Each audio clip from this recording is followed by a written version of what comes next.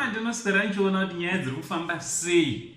Ndinadzo nyaya dzandauya nadzo kana ndinayo nyaya yandauya nayo ndoda ndinge ndiri ndinokuzivisai nokukasika. Handiti mashoko ataurwawo na Franco Slomo pamusoro pababa Macheso, handiti baba Shero.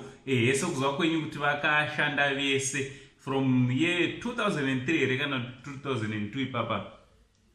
Vanga vane time vayamboti batei vese. Handiti so chiteerera kana ukasati wasubscribe paSaint TV ndo musha wenyu wazukuru pachannel yenyu yamunoita zvamunoda. Subscribe, turn on the notification bell kuitira pega patinouploada video you will be notified. Also, let's go and like our Facebook page rakanzi Saint TV. Ndepedu futi ipapo unongonosvika wobayawo like nekufollow. Handiti ndichitoti maswera sei kwese kwamuri vazukuru vasekuru Saint.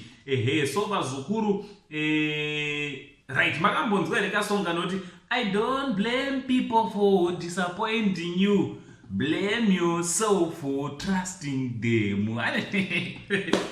Mukomana anonzi Makungwazi aiwa ari kurova ngoma zukuru, one artist wechi anoemba nechirungu wesungura. Handiti aiwa chinova chinhu chakanaka wazukuru. Mukomana ari kurova basa sebasa. Handiti tinoteererawo music yake nekusupport. Handiti nekujoinawo tumachallenge two paTikTok twavanodi tunotichitawo vamwe vanhu zvinotopromota music yemunhu izvozvo. Handiti takazosanganawo na Slomo. Handiti Franco Slomo uye anonzi Francis Daka. Francis Daka akabva taura mashoko akadai vazukuru. Ndodawo ndingoti kusirai tonyorwa macomments kuti what do you think. Akabva mozva paikambotenderera mashoko ekuti Francis akanetsana baba Shero, akatiza havana kunzwanana.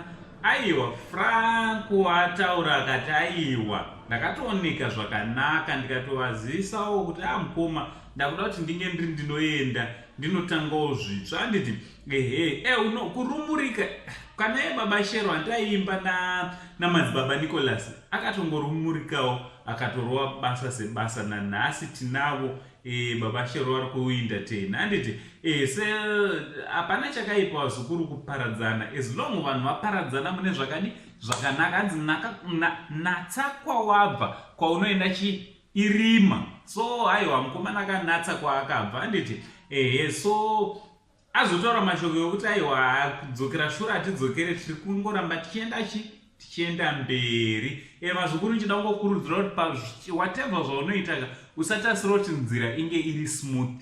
Zvinomborema zvorwadza but iwe usadzoserwa mashure nekuda kwekurwadza kwezvinhu.